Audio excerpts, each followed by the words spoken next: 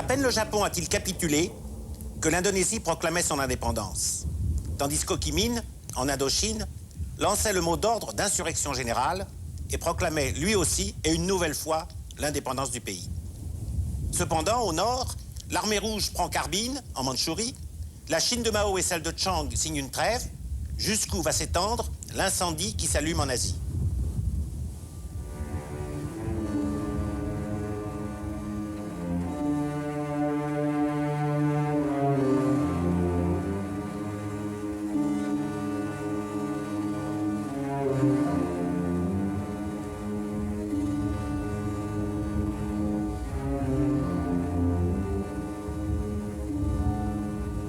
Pour commenter les actualités qui ont été montrées aux Japonais, les actualités chinoises que nous verrons ici pour la première fois, puis actualités britanniques, nous sommes avec Edouard Baird, à qui on doit un grand livre sur Hirohito, spécialiste de ces régions, et qui en plus se trouvait en Asie du Sud-Est au moment où nous allons voir ces actualités. Edouard Baird, rappelez-nous ça. Eh bien, je venais d'être nommé aspirant dans l'armée de l'Inde, dans la 27e division indienne, qui était en Birmanie à la fin de la guerre. Et il y a eu la prise de Rangoon en avril. Et cette division devait participer, non pas à l'invasion du Japon, mais à l'invasion des territoires occupés par le Japon en Malaisie, qui était encore sous contrôle britannique à l'époque, et en Indonésie, qui était encore les Indes néerlandaises. Et mon bataillon s'est retrouvé, peu après la fin de la guerre, à Padang, une ville sur la côte du Sumatra, où nous avons désarmé une division de gardes impériaux japonais. Et après, vous nous direz un petit peu ce qui s'est passé, et vous verrez que c'est assez intéressant. On va voir d'abord les actualités japonaises, qui sont courtes, qui ont été faites sous l'égide des Américains, qui ne comportent que 2 sujets, mais quels sujets? D'abord, l'écoute du discours de l'empereur, et ensuite, eh bien, nous verrons quoi.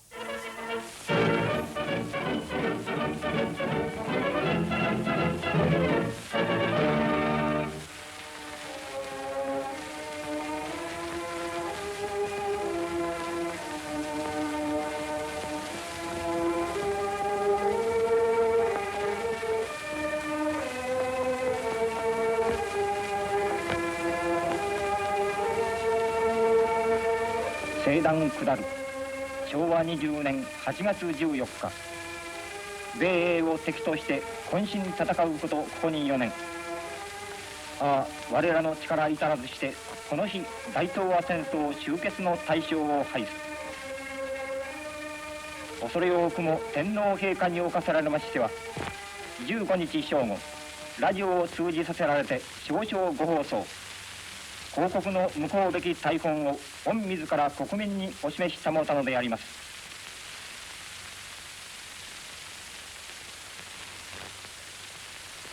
一億等しく神戸を垂れて玉音を拝し立てますることここに至る靖国の神と静まる忠霊前線の将兵また民草の上に垂れさす様石大いなるご人事にご清慮の不動を拝察してただ我ら万国の涙を飲む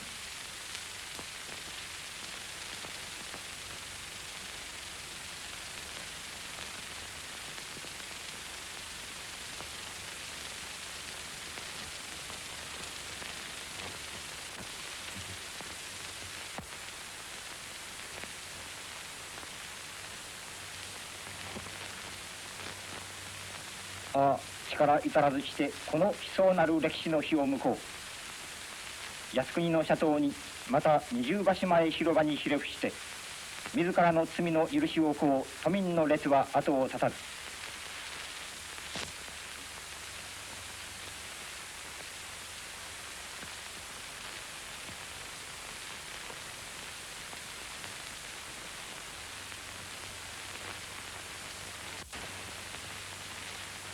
我らは今静かに思うこの滞在を継ぐのただ一つの道は将来の新日本建設にあるいかに茨の道遠くとも物量も圧し得ず豪華も焼き得ぬ者は神ご一人に起立し立てまする忠誠心この誠をもて我らの力尽くす時、国体を護持し、新しき日本の法とは力強く開かれていくのであります。Édouard Baird, ce discours qu'on n'a pas entendu aux actualités, que dit-il et que faut-il en penser? Eh bien, c'est assez bizarre, mais il parle une langue que personne ne comprend, parce qu'il parle le langage de la cour impériale, qui est une langue médiévale par rapport au japonais moderne. Et son discours, bon, les gens s'imaginent ce qu'elle va contenir, mais elle doit être traduite immédiatement après en japonais moderne pour que les gens sachent que effectivement l'empereur a décidé de la fin de la guerre. Et d'ailleurs ce disque, parce que c'était un disque qu'on enregistrait, c'était bien avant les cassettes et les bandes, elle a aussi une histoire intéressante, puisque des officiers jusqu'au boutiste de l'armée japonaise ont essayé de s'emparer du disque pour que personne n'entende ce discours de l'empereur. Ils ont pris l'équipe qui a enregistré la chose en otage, et c'est grâce à un chambellan du palais, déguisé en mendiant. Il est sorti par une porte qui n'était pas gardée par ces jusqu'au-boutistes, et il a pu apporter le disque au studio de NHK, qui n'était pas loin, juste en face. Et même au moment, le lendemain du discours retransmis sur disque, un officier japonais a fait irruption peu avant dans le studio de la NHK pour essayer de prendre tout le monde en otage. Le présentateur de la chose qui était là a pu s'en débarrasser, et l'officier s'est suicidé peu après. Ben, je pense que ce sont ces troubles auxquels vont faire allusion les propos. On a le nouveau Premier ministre qu'on va voir, Higashikuni, qui est un personnage d'ailleurs assez intéressant, dont on parlera peut-être. Il a très peur de deux choses. Il a très peur d'une vague de suicides qui n'a pas eu lieu, curieusement. Certains des généraux de l'empereur se sont suicidés, mais ce n'était pas la vague qu'on craignait. Et puis aussi, sachant que l'occupation américaine commençait, ils avaient très peur d'un soulèvement populaire qu'ils ne voulaient absolument pas, parce qu'ils savaient que s'il y avait un soulèvement populaire, la position de l'empereur serait extrêmement difficile. Eh bien, voyons ce nouveau Premier ministre et les débuts de son discours.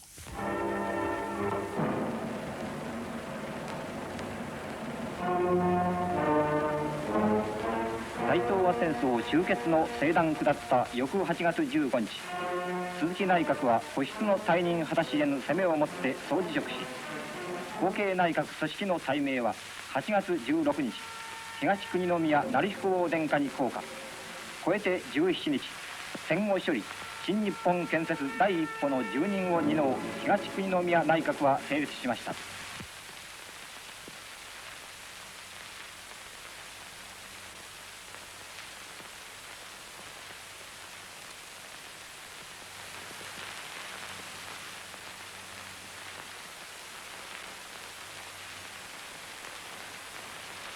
私は昨日、賢くも不覚の大命を拝しました。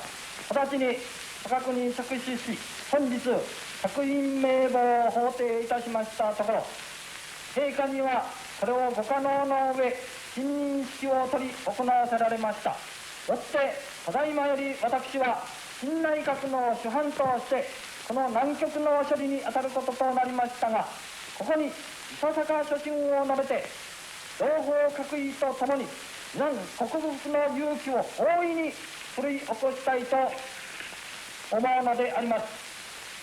昨日大命効果とともに仰せいたされたるお言葉は特に憲法を尊重し、少々をもととし、軍の統制秩序の維持に努め、自局の収集に努力しよう、その精神を開示られました。Édouard Baird, les désordres auxquels fait allusion le nouveau Premier ministre, ce ne sont pas seulement ce que vous avez évoqué, c'est peut-être la crainte d'une déstabilisation du régime, bien sûr. Ce qui est frappant, c'est que dans la suite du discours, il dit « Nous sommes désolés envers l'empereur de cette défaite qui est due à une mauvaise politique du Japon. » Oui, c'est tout à fait incroyable. le peuple japonais doit se recueillir et doit demander pardon à l'empereur pour ne pas avoir fait suffisamment d'efforts pendant la Deuxième Guerre mondiale. Ce qui est stupéfiant, parce qu'il n'y a pas de sacrifices plus lourds que ceux du peuple japonais pendant cette guerre. Ils ont perdu des centaines de milliers de civils dans les bombardements. Mais ça ne suffit pas parce que l'empereur, ce n'est pas encore l'humanisation de l'empereur qui va arriver prochainement. L'empereur est encore le Dieu vivant, donc il ne peut commettre d'erreur. Et c'est notre faute à nous, puisque l'empereur est par son essence divin. Voilà. Mais comme vous l'avez montré dans un de vos livres, on peut dire aussi que c'est une manière de dissocier l'empereur des responsabilités de la guerre. Absolument. Alors qu'il était parfaitement au courant. Voilà. Si vous voulez, le scénario commence à ce moment-là.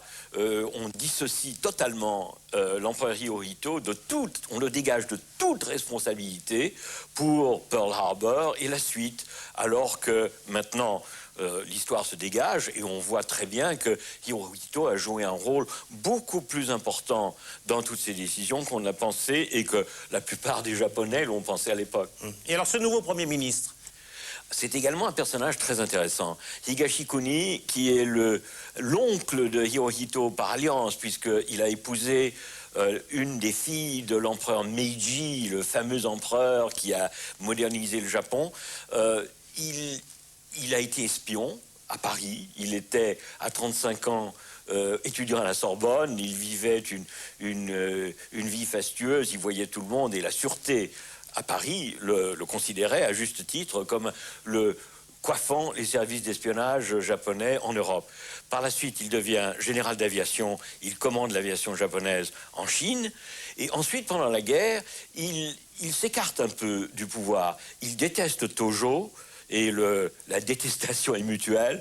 À partir de 42-43, il n'a qu'une idée en tête, c'est de sortir le Japon du mauvais pas en préservant la dignité et l'institution impériale. Oui. Et il joue cette carte à fond, mais il est lui-même prince, il fait partie de cette caste impériale. Et il refusera, par exemple, d'aller signer la reddition, parce qu'aucun membre de la famille impériale ne peut être mêlé à cette chose. C'est déjà la distanciation entre la cour impériale et le gouvernement japonais. Et d'autre part, il ne durera pas longtemps, parce qu'il n'est pas assez... souple pour MacArthur. Et au sujet d'un différend, d'ailleurs, qui a lieu au sujet d'un de ses ministres qui est accusé de crime de guerre, il démissionne 3 mois plus tard. Eh bien, si vous voulez, on va maintenant voir des activités chinoises pour la première fois. Alors, elles sont un peu particulières parce qu'on ne savait même pas qu'elles existaient d'une certaine façon. Et on a 2 sujets pour cette période. Le premier est l'annonce en quelque sorte de la victoire. Et on voit comment les Chinois, alors côté Mao Tse-tung, annonce cette victoire par des scènes, j'allais dire, de type soviétique.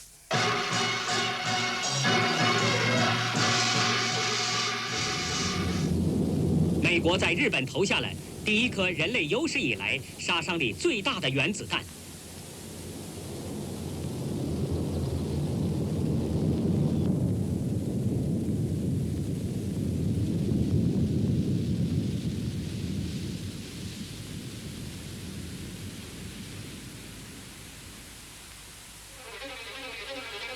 苏联军队对日作战，进入我国东北地区，给日本关东军以沉重打击。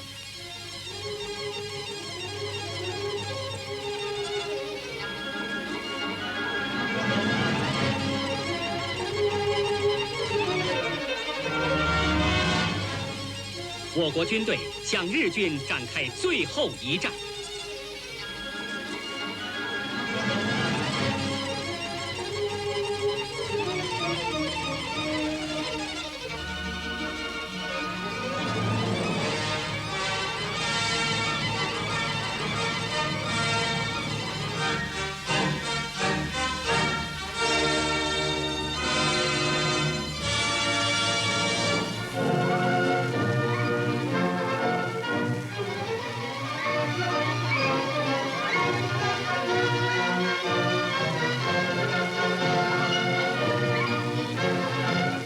Edouard Baird, après ce premier sujet qui vient de nous montrer la reddition des troupes japonaises auprès de celle de Mao Tse-tung, on va voir un deuxième sujet qui porte sur la même période, août, mais aussi un petit peu après, il n'a dû être montré que vers octobre. Il porte sur les négociations entre Mao Tse-tung et Chiang Kai-shek, ce qui est vraiment quelque chose de tout à fait unique. Nous les commenterons après les avoir vus. 毛泽东到重庆后，引《三国演义》开卷第一句话说：“天下大事，分久必合，合久必分”，给人留下了印象。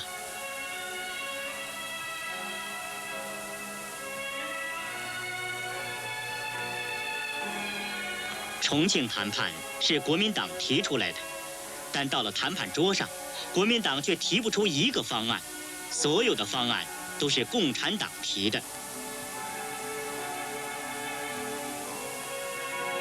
国民党一边谈判，一边又翻出10年内战时期的剿匪手册，秘密印发下去，这是个危险的信号。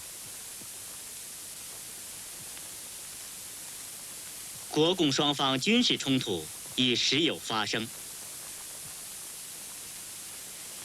阎锡山在晋东南古上党郡地区向八路军发起了进攻，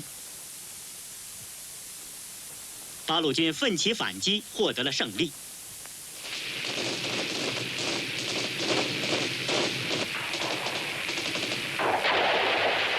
打疼了阎锡山，教训了蒋介石。10月8日，八路军开进长治市。10月10日，重庆就签订了双十协定。双方表示要避免内战，建设独立、自由和富强的国家。中共及其领导的军队的地位得到承认，确定召开各党派会议。但是国民党却拒绝承认敌后抗日根据地的人民政权的存在。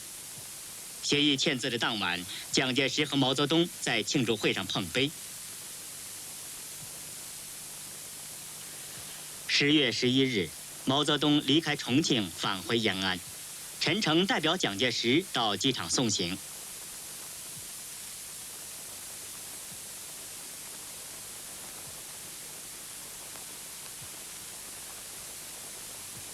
国民党垄断了对日本侵略者和傀儡政权统治地区的接收大权。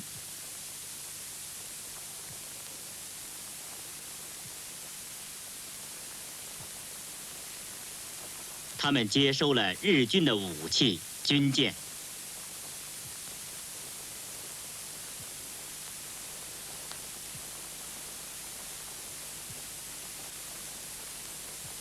接收了工厂、矿山，更争着抢着的接收房子、车子、金子、票子、女子等等。老百姓把这叫做“五子登科”。Oui, ce qui est étrange, c'est de voir Mao Tse-tung en compagnie d'Américains comme l'ambassadeur Patrick Hurley. Mais en fait, à cette période, 44-45, les relations entre Mao et les Américains sont plutôt bonnes. À titre d'exemple, par exemple, quand Roosevelt meurt, Mao envoie un télégramme de condoléances à Truman.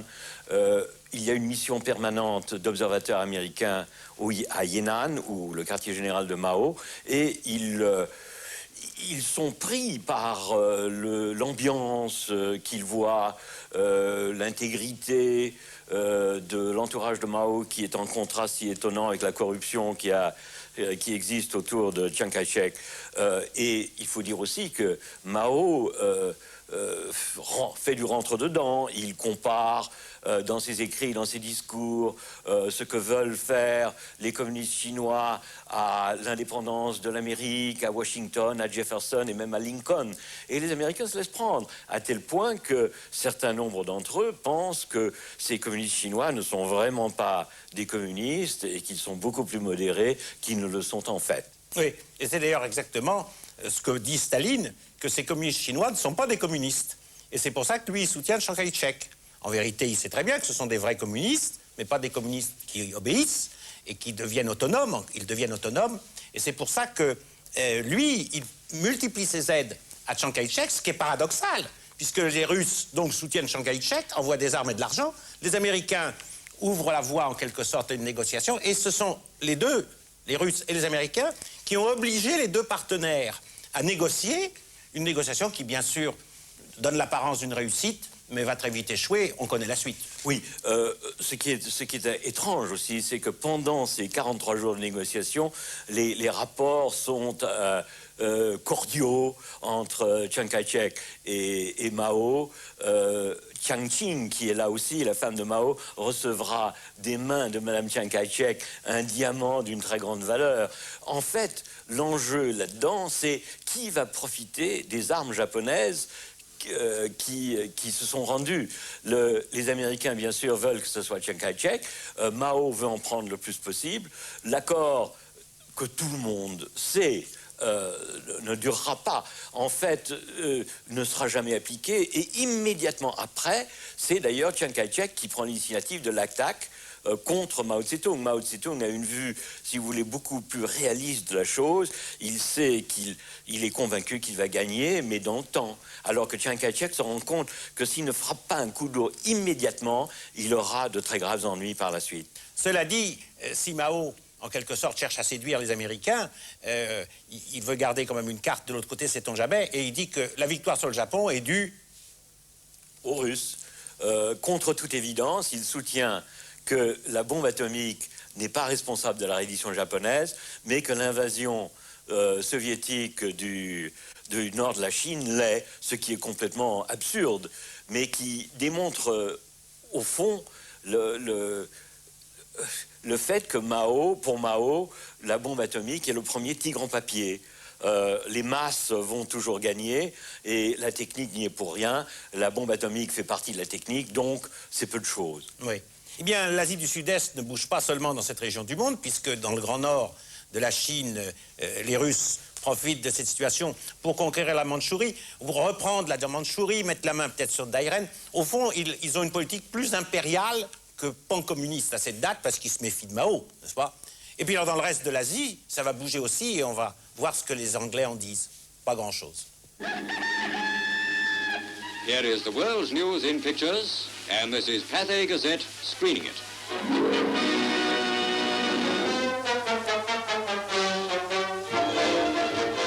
America's Aqua Follies at Minneapolis, a magnificent array of mermaids. Am I seeing straight, or is this a lineup for the 3:30? I've had many a horse that should have been underwater, but in this race, everyone's a favorite. A spectacular backward 2.5 with a half twist.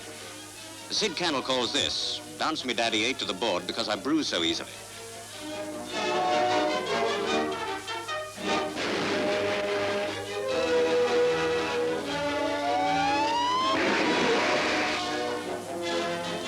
Quit the clowning and on with the show. Glamorous aquabelles in their world-famous water ballet.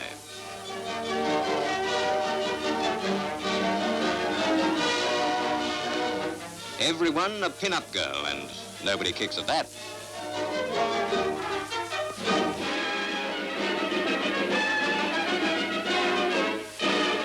First testing of the world's biggest flying boat, the Hawaii Mars, with jeeps running around under the wings to give a comparative study in sizes. This was the first day of the plane's tests, and everything went off perfectly. But a fortnight later, Hawaii Mars crashed in Chesapeake Bay near Baltimore and sank in 5 minutes. Big celebrations marked her christening, and though fate had a tragic end in store for her, 21 similar Leviathans have been ordered by the United States government.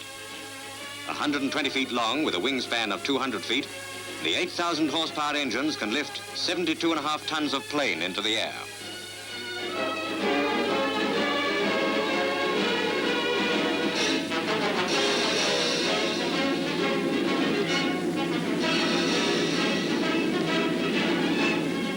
The size of a 15-roomed house, the giant Navy transport had 2 decks, sleeping accommodation for 36 people, and was planned to fly to Europe and back on 1 fill-up of petrol. The first Hawaii Mars just failed to make the grade at the end of her series of tests. But work goes on sister ships, which will replace her.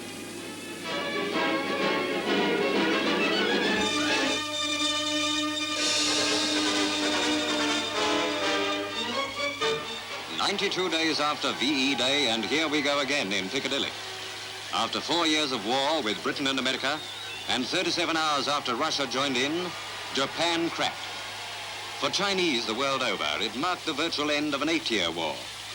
Crowds jumped the gun on the official victory declaration when news flashed across the world that the Japs accepted the Potsdam surrender terms.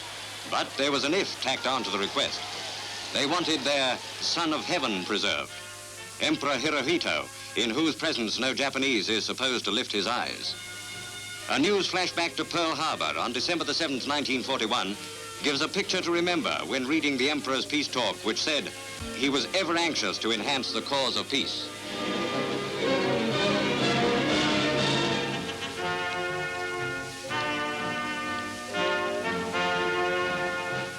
Two atomic bombs were enough to seal the fate of Japan.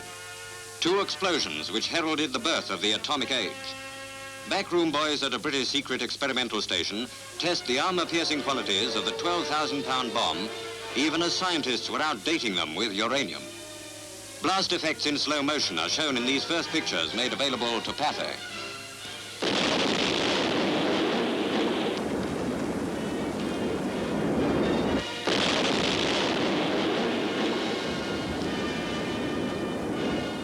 Spontaneous remarks of men and women in the street as the rising sun went down in the east. Well, what do you think of the news, Harry? Well, I think it's grand news. But after being on northern convoys all the time, I think it's a pity we didn't get a chance to have a go at the dirty, yellow, what's-the-names? Of course, I'm only a housewife, but I'm so glad the Japanese are defeated and the World War is over. Well, I'm glad, as we all are, that the Japanese have been defeated. But in a way, I'm rather sorry that they've caved in so quickly, because I know there are thousands and thousands of Australians over here like myself who are only too glad and too willing to go and have a crack at them, but of course now they've had it. Oh, it's really wonderful. I'm so pleased because it means that my husband, who is in West Africa, will be home soon, and so will my two brothers, one in Malta and one in India. 今天我一個好新聞，係日本無條件嘅投降，為我全世界嘅國民。 Crowds rushed number 10 Downing Street, where service chiefs and cabinet ministers were in consultation with the Prime Minister. The new weapon and total victory elbow each other for headlines. The atomic bomb harnesses the power of the universe. This newsreel interviewed the man who supervised research in Britain on the atomic bomb, Sir John Anderson, scientist and statesman. The coming of this new weapon will affect profoundly all ideas of military strategy. But we must pray that the statesmen of all the nations will see here not a terrifying addition to the panoply of war, but a compelling reason for working out new safeguards for world peace and security.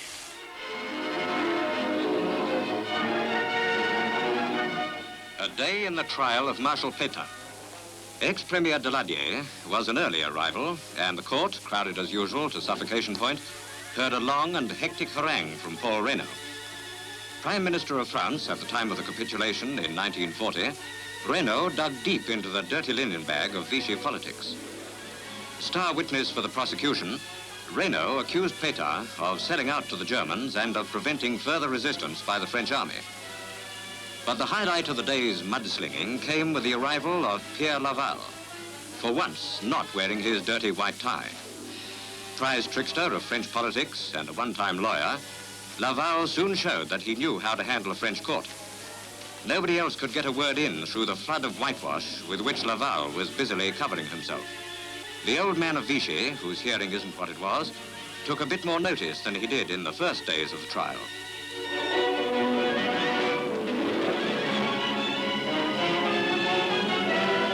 Portrait of a man pretending he's been misunderstood.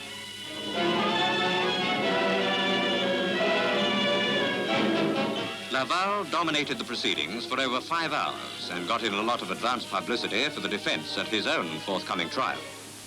He wouldn't say anything against Pétain, but the old man didn't seem to think much of his new defender. When Laval congratulated the public prosecutor for his work against the Germans, the court took a break for laughter. The most slippery of all the Vichy fish is now on the hook. It remains to be seen whether he will succeed in wriggling off it.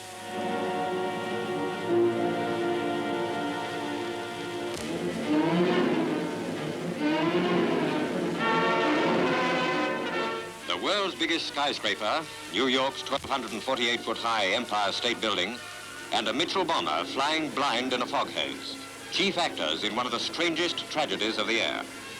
With visibility down almost to zero, traveling at 200 miles an hour, the bomber crashed with terrific impact into the 78th and 79th floors of the building, smashing through 7 walls.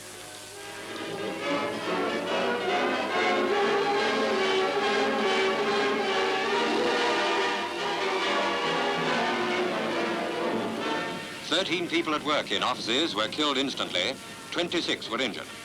A lift crashed down 80 floors, killing the occupants, and one man's body was found on a ledge 7 stories down.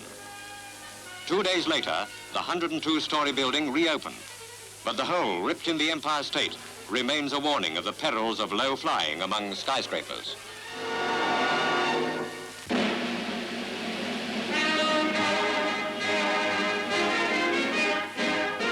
The Queen Mary comes back to her Southampton home. Tugs bustled round her, and ship sirens boomed a welcome to the returning liner.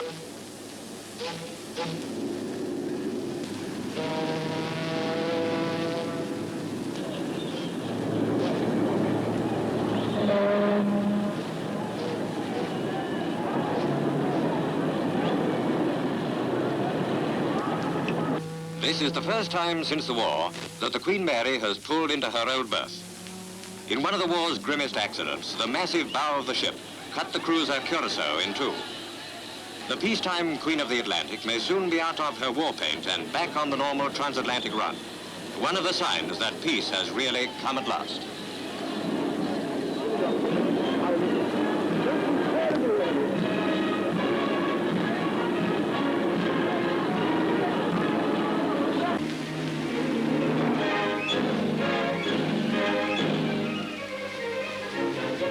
The idea of immense energy to be derived from splitting the atom, after long haunting the imagination of science, now shocks the imagination of mankind. At Cambridge University's Cavendish Laboratories, Pathé Gazette exclusively photographed the giant apparatus where first attempts were made to split the atom. 100,000 volts, stepped up to 1 million volts, are used to bombard the atom and split it into its component protons and neutrons. Scientists from British research centers worked in the United States alongside their American colleagues. After the first bomb was dropped, Mr. Churchill said, "By God's mercy, British and American science outpaced all German efforts." How close a race it was, this struggle between 2 groups of scientists, was revealed by pictures taken of the heavy water hydroelectric plant in Norway. While British and American scientists were racing ahead, Europe was being combed by Secret Service agents to pinpoint any plants which, by their structural design, suggested atomic bomb factories. Such a one was this, upon which commando raids were launched. Hiroshima and Nagasaki burst into the news when 2 bombs, the outcome of a 500 million pound project, rocked Nippon. 4 square miles vaporized. An equivalent area centered on Tower Bridge, London, is shown here. Last word comes from Sir John Anderson, who supervised British research. If the limitless possibilities of the atomic bomb can be kept for preserving peace and not as a means of waging war more efficiently, the whole world will have gained immeasurably from this stupendous scientific discovery. Nor is this all, for there will still remain great scope for further work to find ways of using atomic energy as a source of heat and power for the benefit of mankind. The first thing will be to see whether the necessary material cannot be produced more cheaply and efficiently. Then means must be found of controlling and applying the energy made available. This may be a long business, but all experience of scientific progress justifies the belief that the time will come when atomic energy will compete for at any rate many important purposes with any source of power already known. Man has today surrendered. The last of our enemies is laid low. Peace has once again come to the world. Let us thank God for this great deliverance and his mercies. Long live the King. Midnight on Tuesday, August the 14th, 1945. Before the Prime Minister had finished his radio announcement that Japan had surrendered, London went wild, literally, absolutely, crazily wild. VJ night, and they just couldn't wait to celebrate it. Hey, you, haven't you forgotten something? You can't get away with that, not even on peace night.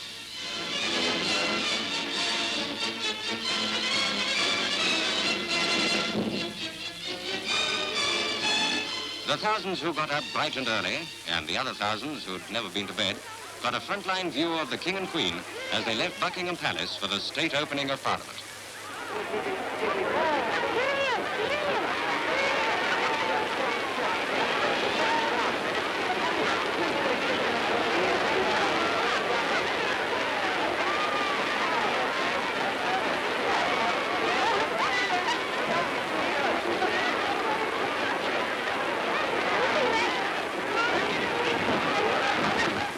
Scenes of pageantry and splendor marked the royal procession.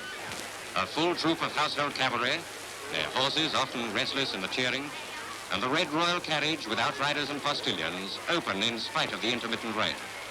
Coldstream guardsmen with fixed bayonets lined the route. And the crowd, always the crowd, roared its head off.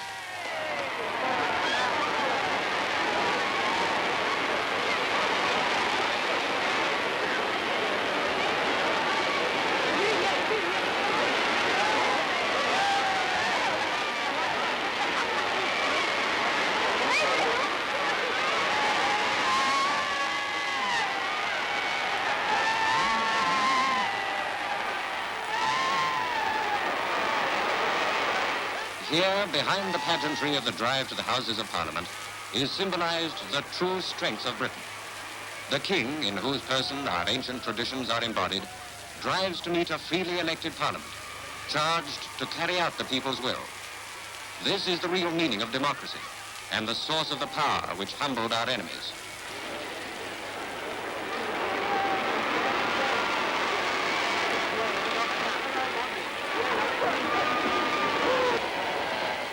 Still crowding every vantage point, the watchers made the journey back to the palace a repeat performance of the royal procession. And outside the palace, even crowd-hardened Londoners had never seen such a throng.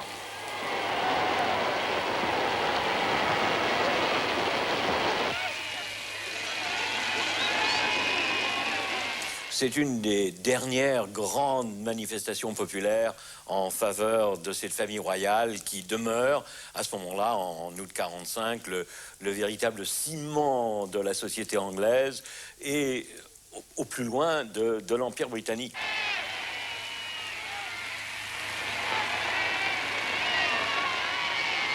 More than 100,000 people yelled their throats out every time the King and Queen and the princesses came out on the palace balcony.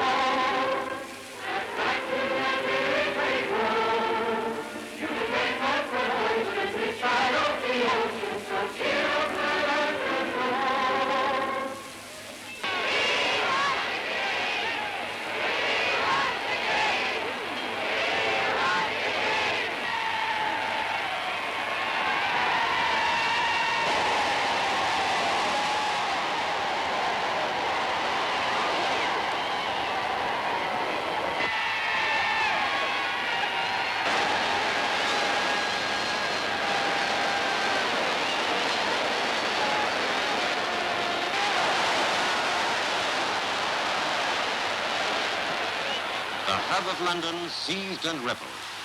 Anybody who hadn't read the news had a human billboard to tell them Japan surrenders. The victory signal in Morse, and a reminder of the man who made it world famous, a man you and I were thinking of, a man called Winston Churchill. Everything climbable in this jam-packed city had been booked long before this, but the crowd is still growing. Later in the afternoon, in the grounds of Buckingham Palace, the King was photographed with his cabinet ministers.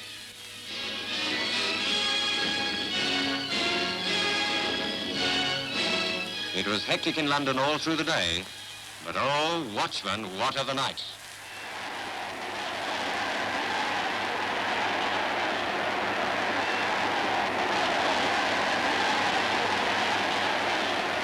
It was keep the home fires burning here, all right, and everything burnable, from loose boardings to motor cars, was apt to go up in smoke.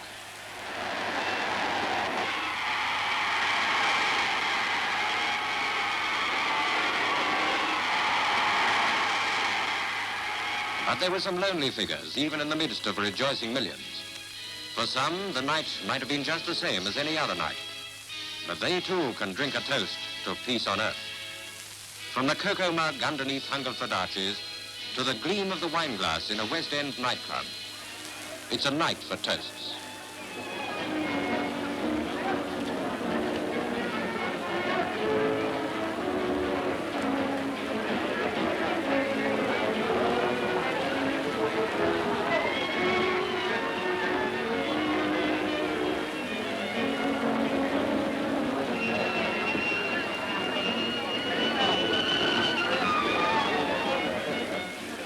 At one celebrated pub, Charlie Brown's in Limehouse, all the nations rejoice that for the first time in 14 years, the whole world is at peace.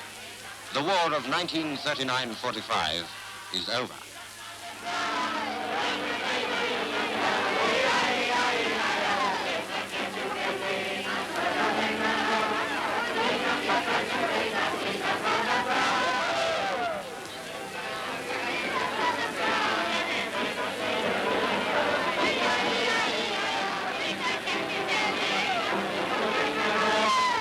It's that crowd again. Whether they're here from choice or whether they're jammed too tight to get out, nobody knows. But here they were, and here they look like staying till morning. The King and Queen came out many times to acknowledge the cheers. Yesterday, today, and tomorrow, where even the bonfires may be prefabricated, the long continuity of a nation. Peace night begins a new and glorious future.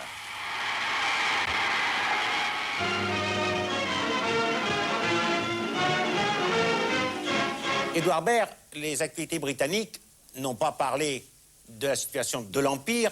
Il y a 2-3 semaines, si, elles ont évoqué la conférence de Simla et les problèmes de l'Inde. Mais ce qui a changé maintenant, c'est que ce sont les travaillistes qui sont au pouvoir. Est-ce qu'ils vont avoir une attitude différente? Bon, vous-même, vous étiez dans l'armée britannique.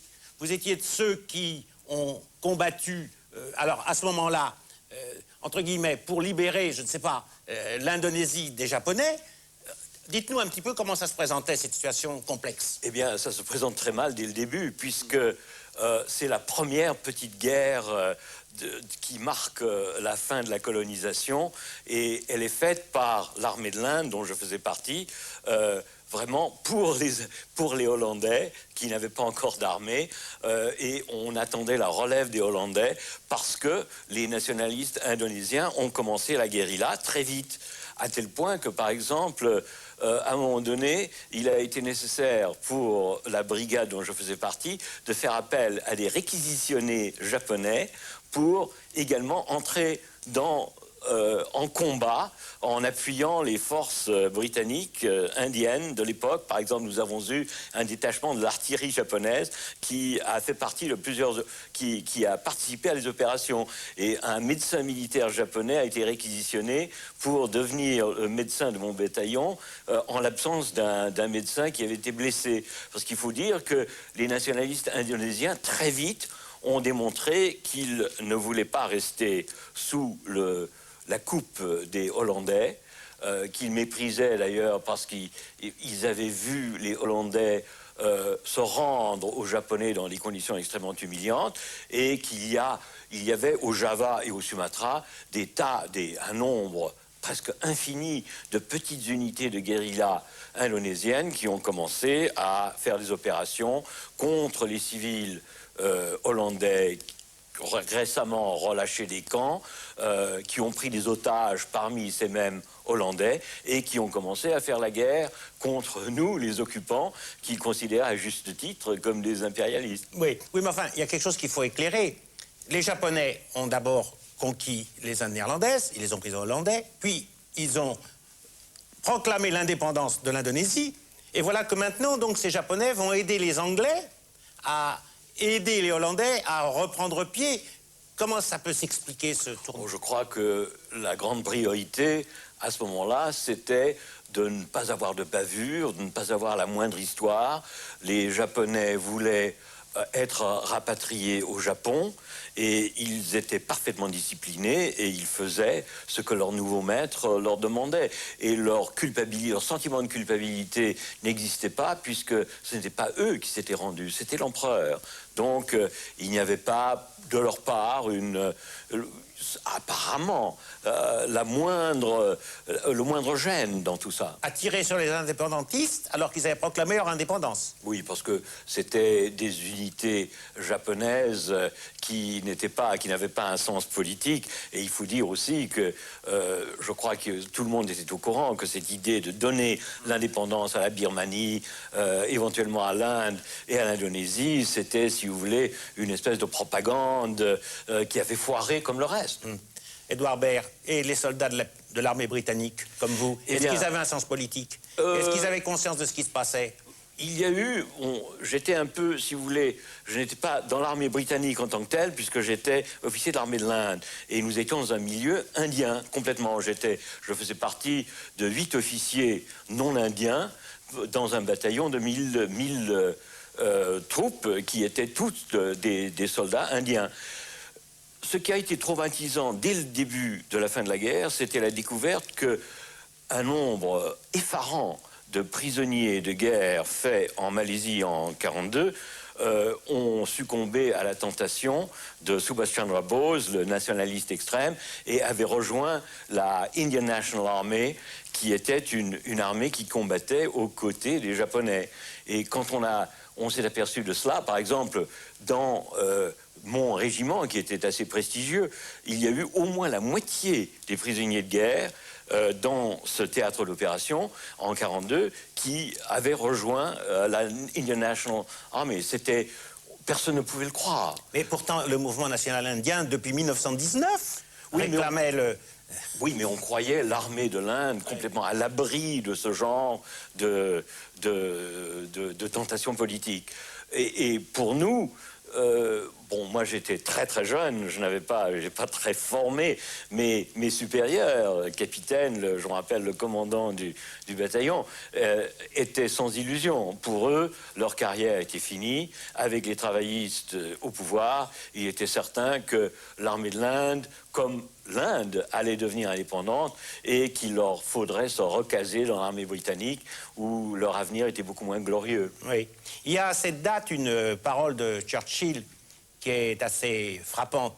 Il vient de perdre le pouvoir et il évoque justement la déchéance possible de l'Empire dans les semaines qui vont venir ou dans les mois ou les années qui vont venir. Et il dit « Nos ancêtres nous ont enseigné Pitt, se lever tôt pour garder leur terre. Et vous, monsieur Attlee, donc, à peine levé, vous allez brader l'Empire. » Est-ce que vous avez eu conscience de ce tournant? Parce qu'en fait, Attlee n'a rien bradé spécialement. Je veux dire qu'il a été contraint par les événements. Oui, ce qui est assez étonnant, c'est que ça ait pris le temps que ça a pris. Parce que, finalement, l'indépendance de l'Inde n'arrive que plus d'un an et demi plus tard, en août 1947. Et il y a eu beaucoup d'atermoiements. Elle aurait pu... Les négociations avec les nationalistes indiens, avec le Congrès, avec Nehru, auraient pu débuter, à mon sens, beaucoup plus tôt.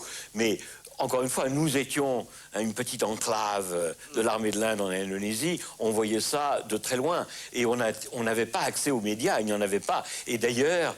Même en Angleterre, je crois, à l'époque, nous n'avons, par exemple, nous, en Indonésie, nous n'avons jamais été visités par le moindre correspondant et on ne parlait absolument pas de cette sale petite guerre dans les journaux anglais. Merci Édouard Baird pour ce témoignage et ses analyses. La semaine prochaine, à Histoire parallèle, nous verrons des actualités soviétiques et américaines.